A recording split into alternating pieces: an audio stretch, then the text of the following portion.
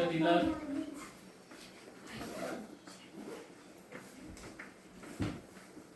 आतापर्यंत आपण अशी बेरीज बघितली होती, इथे अंक होता, इथे अंक होता, इथे अंक होता. ठीक आहे. आता आपल्याला काय 2 अंक आहेत आणि एक काय आहे? अक्षर आहे. या अशा मांडणीला काय म्हणतात? समीकरणे. काय म्हणतात या मांडणीला? समीकरणे. हे समीकरण आपल्याला सोडवायचे. काही कठीण नाही त्याच्यामध्ये, फक्त लक्ष द्या. x + 3 = 7. याचा अर्थ काय? आपण दुकानात जातो, दुकानामध्ये जुना तराजू तुम्ही बघितलाय का? 2 पारडे असायचे, एका याच्यामध्ये वजन आणि एका याच्यामध्ये काय धरायचं? तो सामान ठेवायचा. तो काटा बरोबर जेव्हा मधोमध येईल, याचा अर्थ काय? दोन्ही पारडे समान होतील तेव्हा तो काटा मधोमध यायचा. म्हणजे दोन्ही पारड्यातले माल कसा आहे? एका ठिकाणी माल आणि एका ठिकाणी काय? वजन आहे. याचा अर्थ दोन्ही बाजू कशा आहेत? समान आहेत. इथे तेच सूत्र वापरलंय. ही डावी बाजू आहे आणि ही उजवी बाजू आहे. या दोन्ही बाजू कशा आहेत? कशा आहेत? बरोबरच्या चिन्हाचा अर्थ काय? ही बाजू बरोबर, ही बाजू. म्हणजे दोन्ही बाजू कशा आहेत? सारख्या आहेत. मग आता हे सोडवायचं कसं ते बघा. x + 3 जसेच्या तसे लिहायचे. x + 3. आता या 3च्या विरुद्ध क्रिया. इथे +3 आहे, इथे काय करायचे? -3. हे 3 मी कुठून आणले? खिशातून आणले? घरून आणले? काय केलं? इथे बेरजे 3 आहे, त्याची विरुद्ध क्रिया इथे केली, -3. मग बरोबर चिन्ह केलं, इकडे 7 लिहिले. आता डाव्या बाजूतनं 3 वजा केले, तर ही उजवी बाजू आहे 3 7, त्याच्यातनं पण 3 वजा करायचे. काय क्रिया केली मी? उजवी बाजू ही होती x + 3. समजलं? इथे हे 3 डाव्या बाजूत वजा केले, मग बरोबरचं चिन्ह लिहिलं, हे 7 लिहिले. जर मी डाव्या बाजूतनं 3 वजा करेल तर उजव्या बाजूत सुद्धा 3च मला वजा करावे लागतील.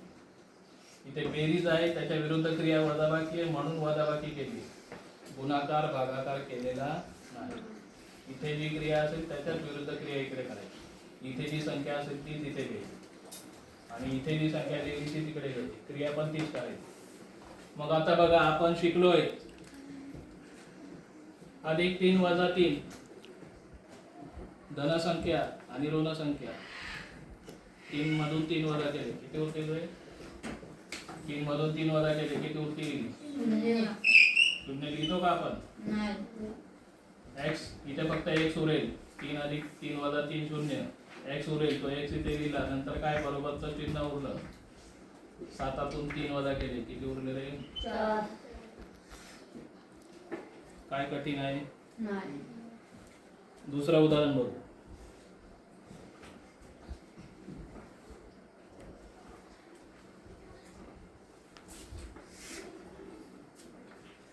आता हे कोणता अक्षर लिहिलंय? a - 4 = 8. कृती तीच आहे, बरोबरच्या चिन्हाचा अर्थ तोच होतो. काही समीकरणाची डावी बाजू आहे आणि ही उजवी बाजू आहे, मध्ये बरोबरचं चिन्ह आहे. याचा अर्थ डावी बाजू आणि उजवी बाजू दोन्ही बाजू सारख्या आहेत. इथे a अक्षर आहे, a - 4.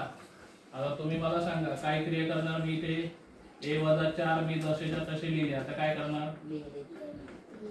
काय मिळवणार? किती मिळवणार? इथे 4 आहे, ते इथे 4च लिहिणार. आता बरोबरचं चिन्ह आहे, नंतर उजवी बाजू लिहिली 8. याच्यात काय करणार? काय करणार आहे?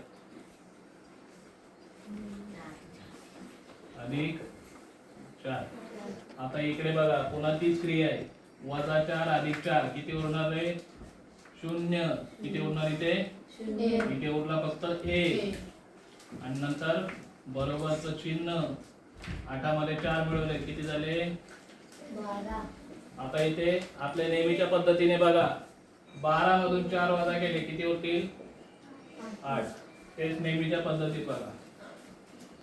4 मध्ये 3 मिळवले, किती होतील? 4. आलं बरोबर? लिहून घ्या. सराव संच किती? 27 सोडून आणायचा इयत्ता 7. ठीक आहे, चला उद्या वया बघितल्या जातील.